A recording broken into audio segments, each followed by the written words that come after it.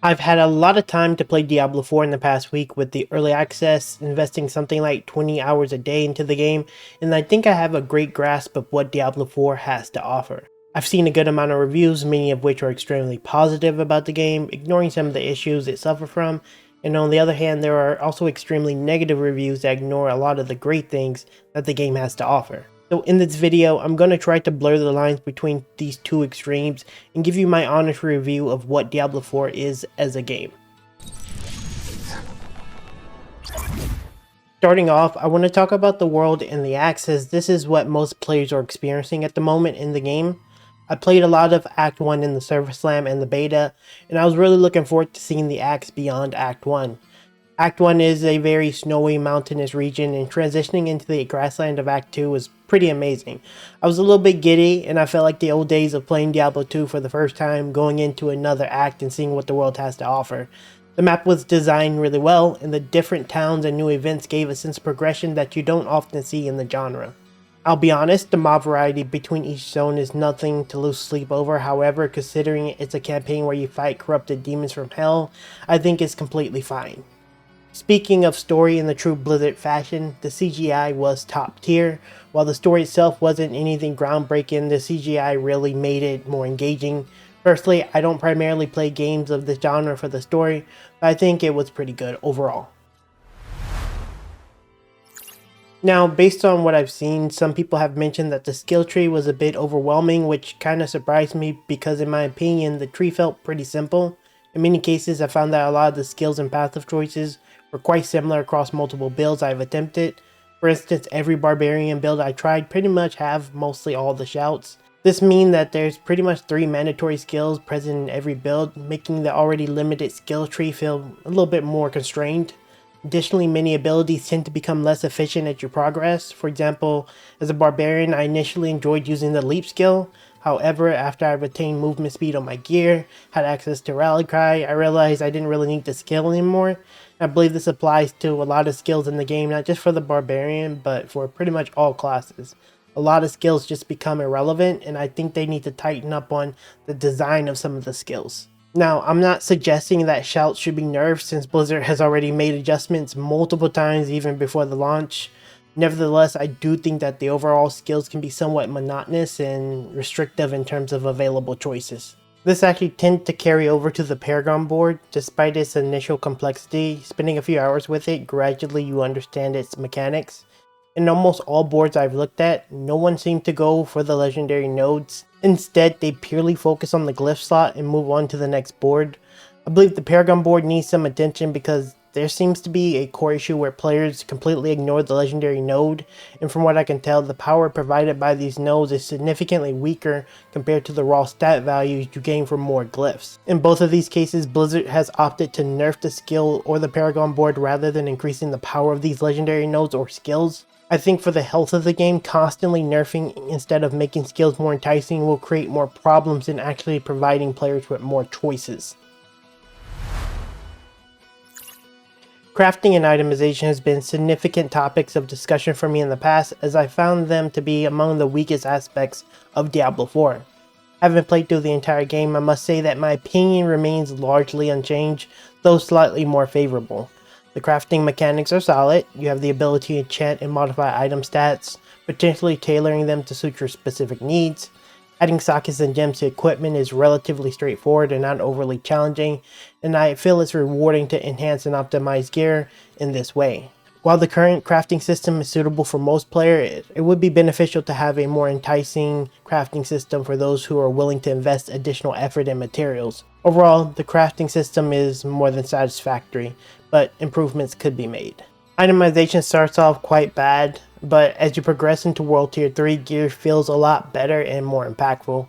One significant aspect I want to highlight is the unique items in the game feeling incredibly powerful.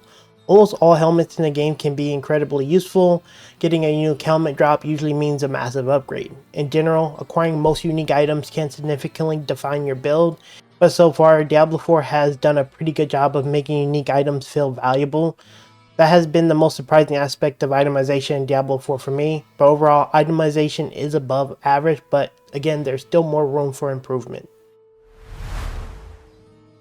The endgame systems, in my opinion, are actually pretty good, and I want to start off by talking about the Tree of Whispers. After completing the story, it functions as a bounty system similar to Diablo 3, and in my opinion, is even better than I expected. You go from zone to zone, completing dungeons, random events to gain favor for the tree. The tree rewards you with crafting materials, gems, and deterministic gear types that can drop legendary, sacred, and ancestral gear depending on the world tier you're at. While it may seem a bit deterministic, it actually makes leveling a character and obtaining relevant gear feel satisfying as you progress. Since you're already doing events and dungeons for your new character, the system rewards you for doing what you're already going to do. For me, this is a massive positive. The world bosses are quite interesting and can be challenging if you're not familiar with them. The fights are engaging enough and the rewards are decent. There isn't much else to say about them except that I would like to see more of them. Overall, world bosses are pretty solid. Hell Ties is also quite good. Transitioning from World Tier 2 to World Tier 3 feels a bit daunting, especially when questing around Hell Tides. The danger levels increased significantly, but the rewards were fairly good. I appreciate being able to target farm gear, and I think that the Hell Tide event accomplishes fairly well. Additionally, crafting materials drop quite frequently. The Deathless Potion and general potion components can be easily farmed here. The implementation of Hell Tides have been pretty well done overall. As a PvP player, I don't see the value in the Fields of Hatred. Personally, I don't mind attacking other players as it can be more fun for me. However, for players who are trying it out, I don't really see the rewards being that valuable. Maybe I'm doing something wrong, but the amount of Cs I obtained from the time invested and the potential threat of being attacked by other players didn't really make much sense. Again, I enjoy PvP and don't necessarily need a reward, but I think the PvP zone needs something more enticing to attract players who generally avoid it, which is probably majority of the players. Lastly, let's talk about the Nightmare Sigils and the Nightmare Dungeons. Initially, I didn't know how to acquire them, which is kind of a nice touch. Personally, I don't like everything being explained to me. However, I will say that I'm not a massive fan of having to walk to every dungeon. To be honest, there are so many non-nightmare dungeons that provide a lot of value, like Champion's Demise. I don't think walking to each of them adds much value, as I can simply camp Champion's Demise for more experience without having to randomly walk to different ones. There isn't too much substance to them, and I would like to see this aspect expanded upon. Finally, let's talk about the monetization, which is the biggest point of contention for many negative reviewers. In terms of 2023 standards, nothing about Diablo 4 is out of the ordinary. It has a AAA price tag for a AAA game. There is an optional battle pass and cash store purely for cosmetic items. This is relatively standard in the gaming market, and if you really think about it, it's quite normal for almost anything in life. Airlines have been doing it with their first class servers for many years, and I guess because it's Blizzard, it's worse now because some people just don't like it. But for me, I don't have a problem with the current monetization model. Also, I do think many of these reviewers don't actually understand what they're reviewing.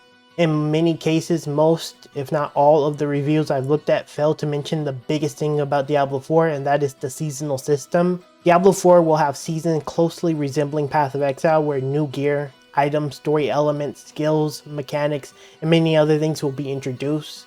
If you're looking at Diablo 4 currently as the game you'll be getting from here on out, you're actually looking at the game with a biased perspective, because that's simply not the case. You're not paying for the current Diablo 4, you're actually investing in the future of a much more impactful and interesting game.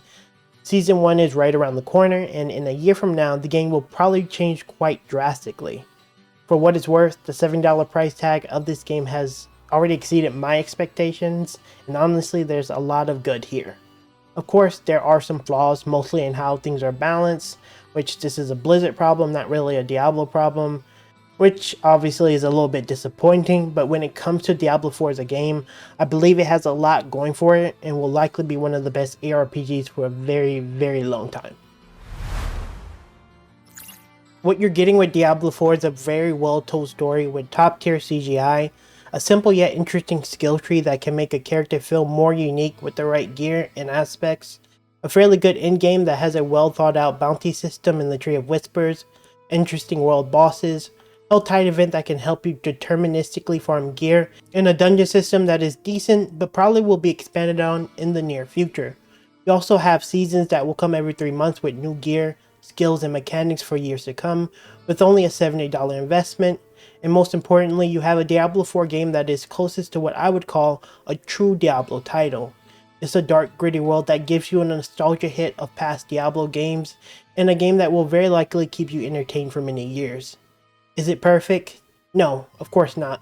Balance can be better, the UI needs more work, some decision making for the game can be questionable at times, but for a true Diablo fan, this is the game I think a lot of you have been waiting for, and though this is a very dark, gritty world, the future of Diablo 4 is looking pretty bright.